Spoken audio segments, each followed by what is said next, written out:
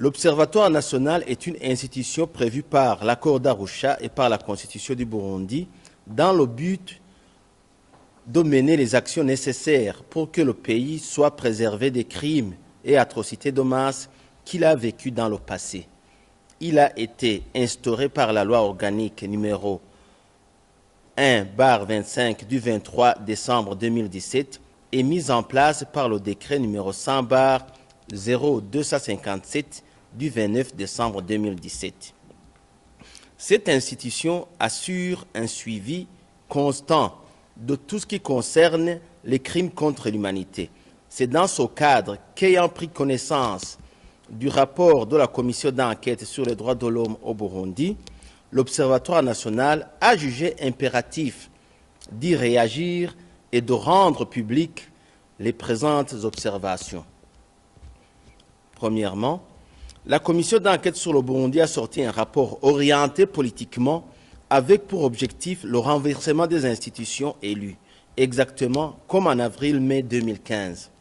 Ceci ressort de la stigmatisation des hautes autorités de ce pays qui sont pointées du doigt, notamment le chef de l'État et son entourage direct.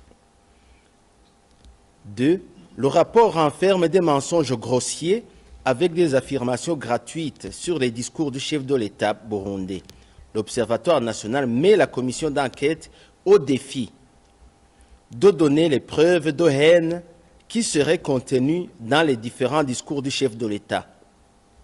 Tout observateur honnête reconnaîtra que le président de la République exprime toujours des propos d'unité et de réconciliation, que ce soit dans des discours politiques, dans les séances de moralisation ou dans les croisades de prière. Troisièmement, le rapport de la commission d'enquête est de nature à perturber la paix sociale et la cohésion du peuple burundais, car ce rapport est provocateur et outrancier. Quatrièmement, le rapport de M. Doudou Diène est un rapport mensonger et plus politique que professionnel. Ce rapport s'applique à ternir systématiquement l'image du Burundi. La commission d'enquête ne cite aucun élément positif alors que le Conseil de sécurité des Nations Unies vient récemment de se féliciter de la bonne situation actuelle du pays sur tous les plans, notamment en matière de sécurité et des droits de l'homme. La Commission démontre ainsi sa volonté de nuire et sa malhonnêteté intellectuelle. 5. M. Doudou Diène est un menteur invétéré, un charlatan, dans la mesure où il avance des affirmations gratuites sans preuve. Il est comme le Belge maître Bernard Menguin qui avait fabriqué des images où des hommes étaient en train d'être égorgés comme des animaux, des images qu'il avait présentées comme de Karoussi au Burundi, alors qu'en réalité, ces faits s'étaient passés en Afrique de l'Ouest.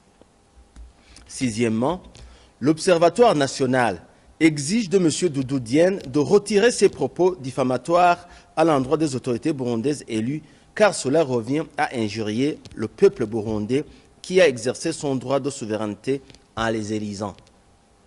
7. L'Observatoire national n'oubliera jamais ce qui s'est passé en Irak et en Libye, où les accusations suivies d'élimination physique des chefs d'État de ces deux pays se sont révélées être des mensonges internationaux. 8. L'Observatoire national demande à M. Doudou Diène de publier instamment la liste des victimes et des présumés auteurs de toutes les prétendues violations des droits de l'homme au Burundi, exécutions sommaires, disparitions forcées, tortures, violences sexuelles et autres, pour que des enquêtes soient diligentées et que les coupables soient punis. En l'absence de tous ces éléments de preuve, ce rapport est fallacieux et ne peut être donc utilisé par aucune juridiction ni par l'Observatoire national dans sa mission de prévenir et d'éradiquer les crimes contre l'humanité. 9. L'Observatoire national voudrait dénoncer les manœuvres de diabolisation de la jeunesse Imbonerakure du CNDD-FDD, car ceci revient à diaboliser tout en partie et même de tout un système avec pour objectif de le renverser pour instaurer un ordre nouveau à l'image de ce qui s'est passé au Rwanda en 1994. Ceci est inadmissible. Si un jeune ou tout autre citoyen commet une infraction, il doit en répondre personnellement. 10. L'Observatoire national voudrait rassurer l'opinion nationale et internationale qu'il est vigilant et indépendant pour prévenir ainsi les crimes et atrocités de masse qu'on a observés dans le passé. La protection des droits de l'homme au Burundi est une réalité. En témoigne la bonne collaboration qui prévaut entre les institutions spécialisées des droits de l'homme, telles que la CNDH et l'Observatoire national, de même qu'entre les services étatiques, tels que la police nationale et le ministère de la Justice. 11. Le mandat de la commission d'enquête est nul en ce sens qu'il y a eu 2 résolutions contradictoires et qu'en plus, le processus a péché par manque de concertation. 12. La méthodologie de la commission pêche aussi par son échantillonnage des témoins qui n'est pas du tout représentatif de la population burundaise. 13.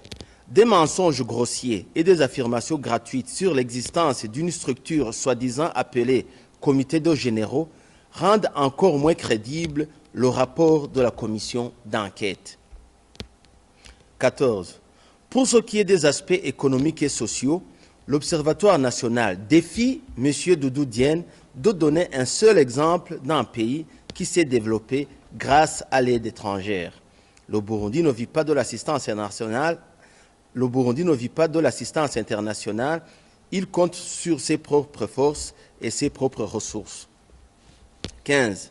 La commission essaie de disculper les membres de la plateforme SNARED alors qu'ils ont déjà appelé à plusieurs reprises au recours à la lutte armée.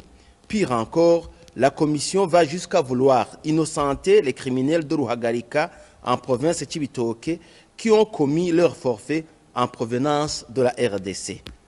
16. Concernant les allégations de manque d'indépendance de la justice et de prétendues interférences du parti au pouvoir dans le fonctionnement de la justice, le rapport ne donne pas de cas précis qui peuvent servir de référence. 17.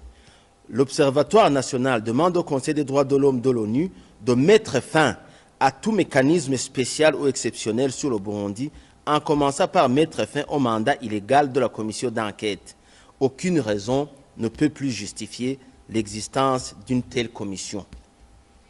20 et enfin, en résumé, l'Observatoire national juge qu'aussi longtemps que les membres de la commission d'enquête n'auront pas fourni des supports audio, vidéo et autres, ou des éléments probants pouvant permettre l'Observatoire national d'exploiter ce rapport, il continuera à considérer que ce même rapport n'est qu'un pur procès d'intention. Merci.